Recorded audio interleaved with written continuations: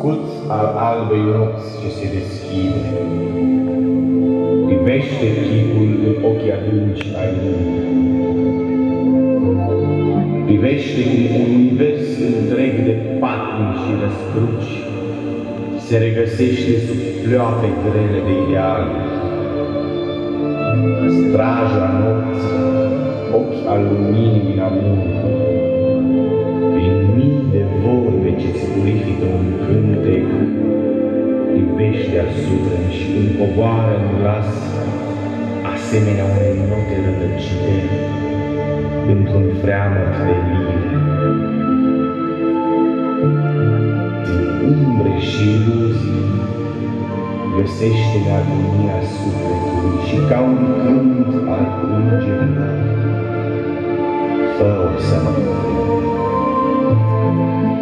căci demoni sunt și îngeri și stelele îmi zâmbesc atunci când roa lacrimilor mele îmi spală obrajii și frunzele ca pleoape se deschid și cântă, doar cântă.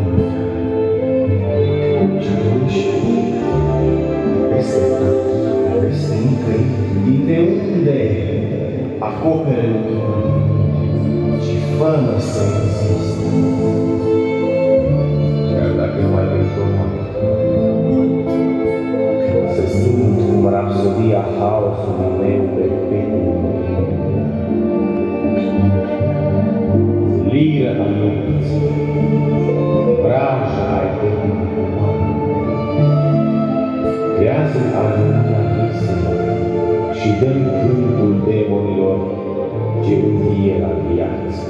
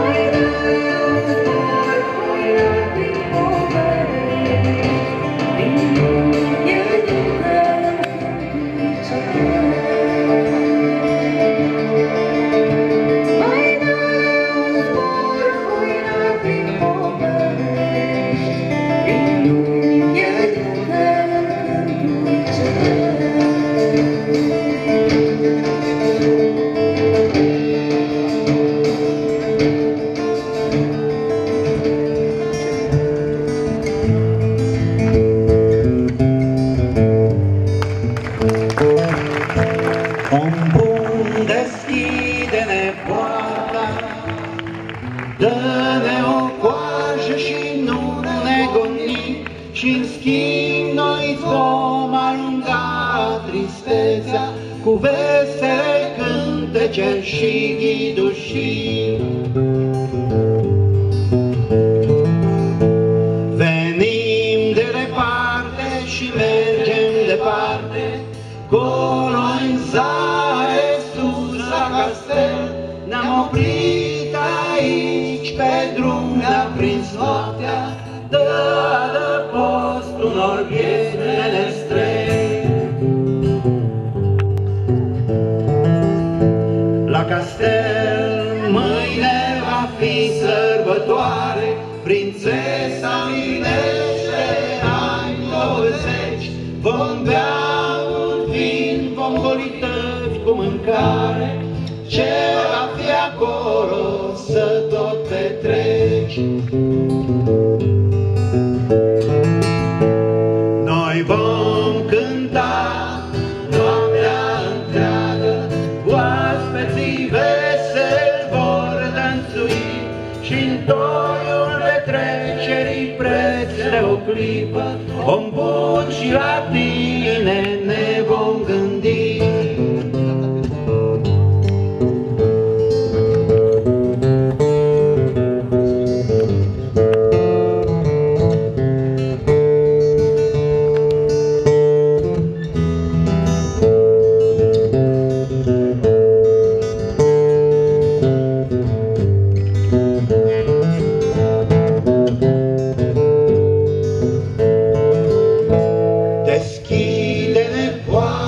Și dă-ne o coajă, ai milă de niște vieți menestreli, veșnic pe drum, asta-i soarta, veșnic pe drum, căutând un castel.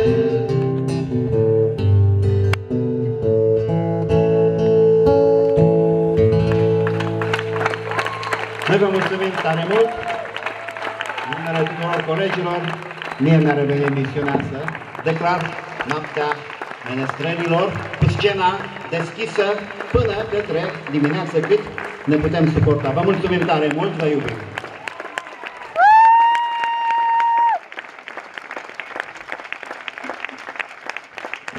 Și pentru că am sosit și momentul dumneavoastră, vom face și extragerile de la tombolă, după care cine